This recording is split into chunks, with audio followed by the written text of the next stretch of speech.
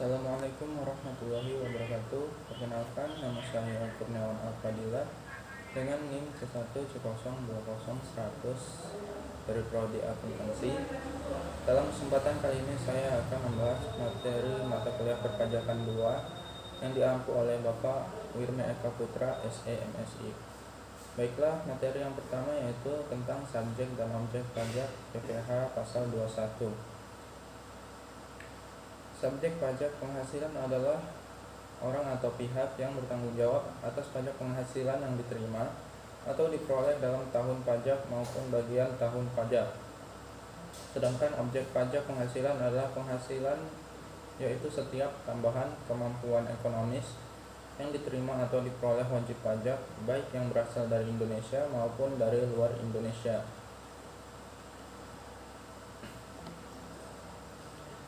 Merujuk pada Undang-Undang PPh, subjek pajak penghasilan terbagi menjadi beberapa jenis. Yang pertama, subjek PPh orang pribadi. Wajib pajak orang pribadi adalah subjek pajak penghasilan bagi yang mencakup orang pribadi yang bertempat tinggal atau berada di Indonesia maupun di luar negeri. Yang kedua, subjek PPh warisan yang belum meninggal. Artinya, warisan yang ditinggalkan oleh subjek pajak dalam negeri ini mengikuti status pewaris. Ketika warisan yang ditinggalkan oleh pewaris tersebut belum dibagikan kepada ahli waris, bisa saja memberikan penghasilan meski pewaris tersebut telah meninggal. Yang ketiga, subjek pajak badan. Badan adalah subjek pajak yang merupakan orang atau modal sebagai satu kesatuan, baik yang melakukan usaha maupun tidak melakukan usaha. Badan bisa berupa perseroan terbatas atau PT, perseroan komanditer atau CV, perseroan lainnya, firma, kongsi, koperasi, dan lainnya. Yang keempat yaitu bentuk usaha tetap. Bentuk PPh badan usaha tetap adalah subjek pajak penghasilan yang perlakuan perpajakannya dipersamakan dengan subjek pajak badan dalam pajak pada badan dalam negeri. Bentuk usaha tetap ini merupakan bentuk usaha yang dipergunakan oleh subjek pajak luar negeri, baik orang pribadi maupun badan yang menjalankan usaha atau melakukan kegiatan di Indonesia. Selanjutnya, objek PPh pasal 21. Objek pajak atas pajak penghasilan atau PPh secara garis besar bisa dikelompokkan menjadi: yang pertama, penghasilan teratur; kedua, penghasilan tidak teratur; ketiga, upah harian, mingguan, satuan, dan borongan; keempat, premi asuransi yang dibayar pemberi kerja; kelima, uang tebusan pensiun, pesangon, THT, dan lain-lain; 6. Honorarium dengan nama dan bentuk apapun; 7.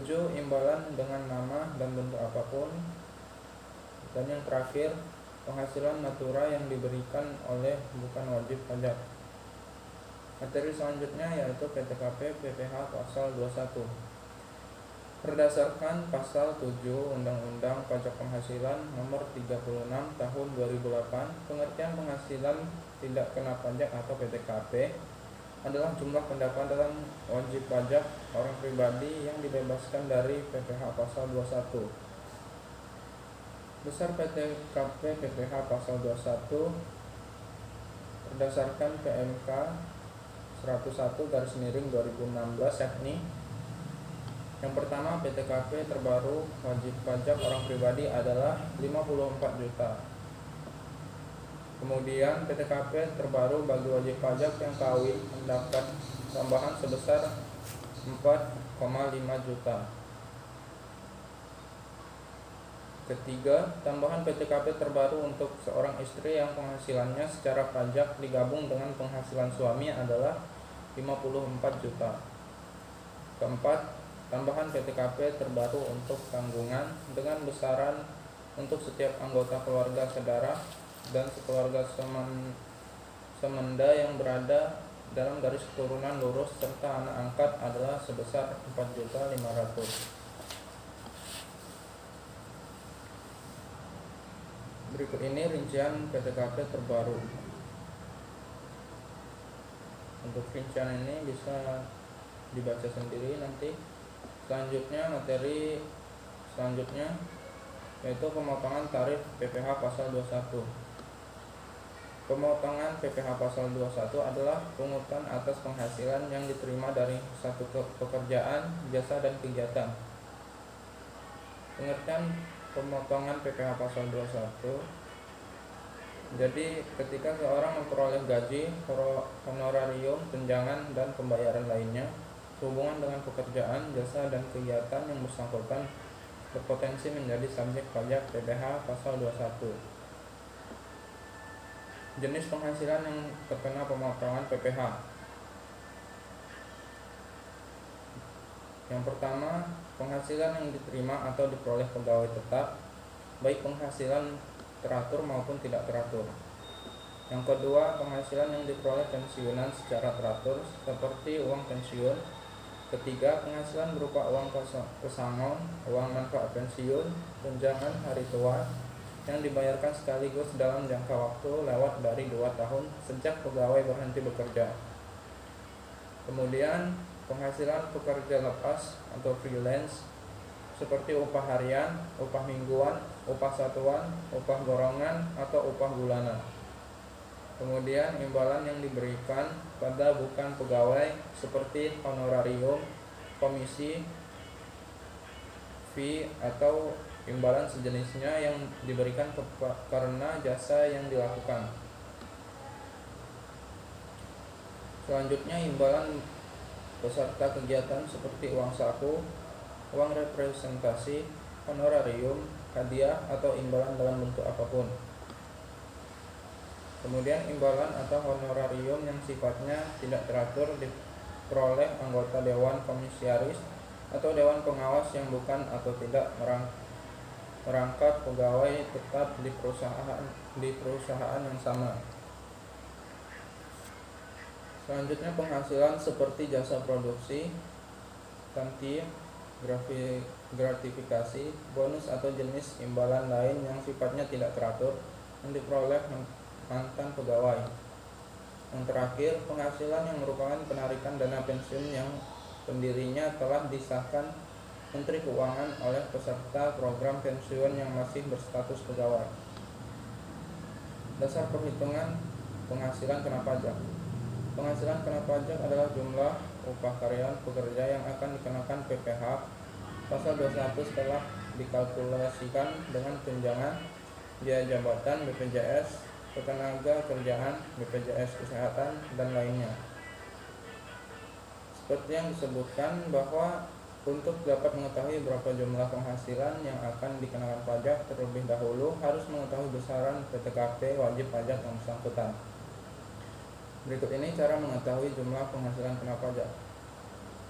Dari penghasilan bruto, lalu dikurangi biaya-biaya, dan selanjutnya menjadi penghasilan neto.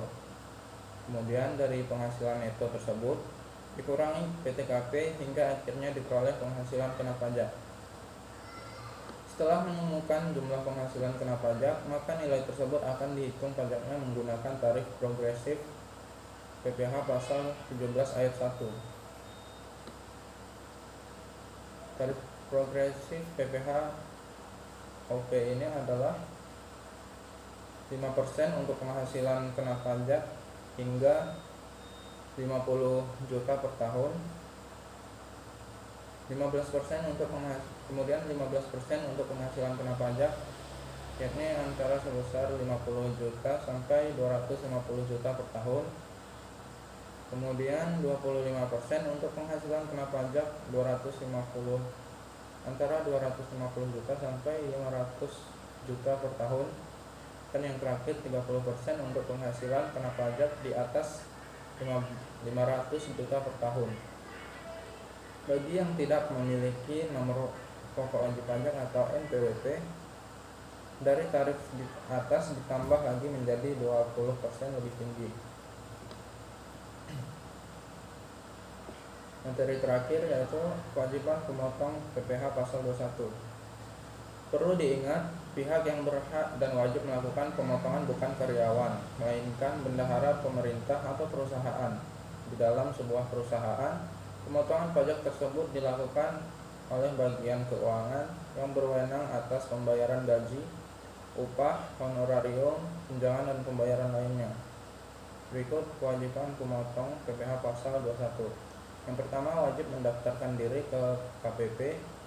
Kedua, wajib menghitung, memotong, menyetorkan, dan melaporkan PPh pasal 21 dan pasal 26 yang terutang untuk setiap bulan kalender. 3. PPh pasal 21 garis miring pasal 26 yang dipotong wajib disetor ke kantor pos atau bank paling lama 10 hari setelah masa pajak berakhir. 4. Pemotong pajak wajib lapor sekaligus nihil paling lama 20 hari setelah masa pajak berakhir. 5. Wajib membuat catatan atau kertas kerja perhitungan PPh PS pasal 21 atau pasal 26 untuk setiap masa pajak. 6. Wajib menyimpan catatan atau kertas kerja sesuai ketentuan. Dan yang terakhir, wajib membuat bukti potongan dan memberikannya kepada penerima penghasilan lainnya. Sekian presentasi dari saya. Mohon maaf atas penjelasan yang kurang jelas, semoga dapat dipahami. Saya akhiri. Wassalamualaikum warahmatullahi wabarakatuh.